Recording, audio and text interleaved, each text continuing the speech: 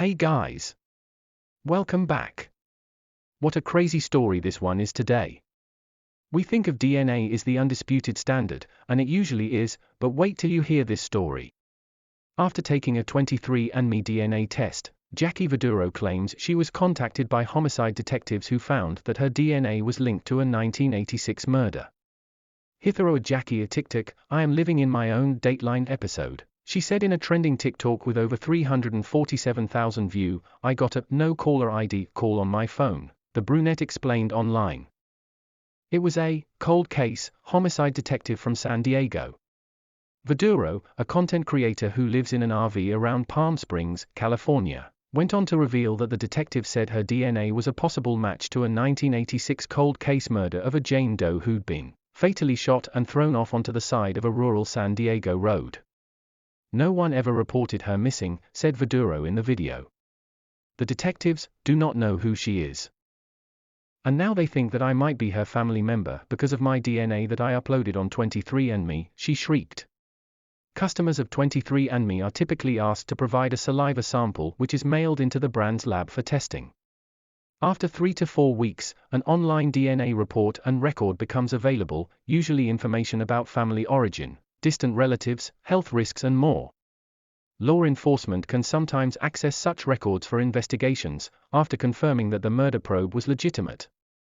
Viduro cooperated fully. Within, 30 minutes, detectives had called me back and were like, Jackie, thank you so much. This is the biggest break we've gotten in this case in a whole year, she announced in a subsequent post. You are a DNA match to the Jane Doe victim. Viduro went on to explain that police had determined she was either a second or third cousin of their victim. My DNA might be a possible match to a 1986 cold case of a Jane Doe that was shot and killed and thrown off the side of the road in rural San Diego. So the detective's like, Jackie, you could be the break in this case, and you're basically ground zero in this case right now. My family and I still have no idea who she is or where she came from, said the TikToker. They think she was an illegitimate child, which is why no one's reported her or anything. Detectives were able to determine that Jane Doe was from Viduro's mom's side of the family. Authorities believe the murder victim was the love child of her mother's great-grandfather. The detective was like, Jackie, you could be the break in this case, and you're basically ground zero in this case right now. She added that the cops have linked her and their murder victim to another cousin in New York, who's vowed to purchase Jane Doe a headstone and give her a proper burial once her identity is officially determined. And although law enforcement hasn't been able to sniff out the deceased's name or her exact age, they have figured out she died. They said she was shot once in the chest, Viduro said. They don't think she was a hooker or a prostitute because she was dressed really nice in a nice skirt with nice sandals on. She was a really pretty girl, well kept, she continued. She might have moved from Mexico to the United States and just lost contact with her family. It's so freaking sad. Members of Viduro's family have agreed to give the Jane Doe a gravestone once police determine her name. Courtesy of Jacqueline Viduro, Viduro is anxiously awaiting further updates on her relative's case. Me and this Jane Doe share DNA. She's part of me, she said. I'm glad that I'm able to bring her story to light and hopefully help catch the horrible person who killed her. We will keep you up to date on this story. 2 arrested in California shooting that killed 6, including 10-month-old baby. The victims also included the infant's teenage mother, both of whom were found dead in the street outside their home.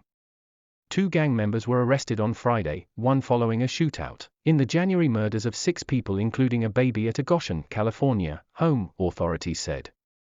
Sheriff Mike Boudreaux said in a statement that Noah David Beard, 25, was apprehended without incident and taken into custody. Angel Nanu Uriarty, 35, was wounded after firing at law enforcement, who shot back, hitting him in the torso. He has undergone surgery, is in stable condition and expected to survive. I'm happy we were able to put these 2 men behind bars, Boudreaux said at a press conference on Friday. Early in the morning of January 16, deputies were summoned to the Goshen home due to a call reporting multiple shots fired. Actually, they believed there was an active shooter in the area because of the number of rounds being fired. Boudreaux said in an earlier press conference. Upon arrival, police immediately noticed 2 victims dead in the street, followed by a third in the doorway, and the rest located both inside and outside the house. The names of the victims were released by the sheriff's office: 52-year-old Eladio Parras, 19-year-old Marcos Parras, 49-year-old Jennifer Anala, 72-year-old Rosa Parras, 16-year-old Alyssa Parras, and her 10-month-old baby, Nicolas. The baby was originally reported by authorities to be 6 months old. The motive for the murders is still not clear, but Boudreaux noted that both the victims and the suspects have a history of gang affiliation and violence. The Tulare County District Attorney's Office charged both suspects with 6 counts of murder and other crimes. They face a potential sentence of the death penalty or life in prison without parole, prosecutors said. The Tulare County Sheriff's Office put out a press release saying the following. Operation Nightmare ends with arrests in Goshen massacre. Today, Tulare County Sheriff Mike Boudreaux announced the arrest of 35-year-old Angel Uriarte of Goshen and 25-year-old Noah Beard of Visalia for the heinous murders of 6 people, including a 10-month-old baby, on January 16, just before 4 a.m. on January 16, 2023. TCSO deputies were called to a home in the 6800 block of Harvest Road in Goshen for multiple shots fired. When deputies arrived, they found 6 people shot to death: 52-year-old Eladio Parras, 19-year-old Marcos Parras, 49-year-old Jennifer Anala, 72-year-old Rosa Parras, 16-year-old Alyssa Parras, and her 10-month-old baby, Nicolas. The TCSO forensics team collected evidence left behind at the scene and connected Uriarte and Beard to the murders. This morning, more than 100 detectives, officers, and agents from local and federal agencies executed search warrants at 3 locations. The first search warrant was served in the 1000 block of South Noise St. in Visalia. At that location, detectives arrested Noah Beard without incident. At that same time, a warrant was served in the 6600 block of Avenue 308 in Goshen. Angel Uriarte was found at that location, but ran from law enforcement. While he was running, Uriarte fired several shots at ATF agents. The agents fired back, hitting Uriarte in the torso. He was rushed to the hospital and underwent surgery.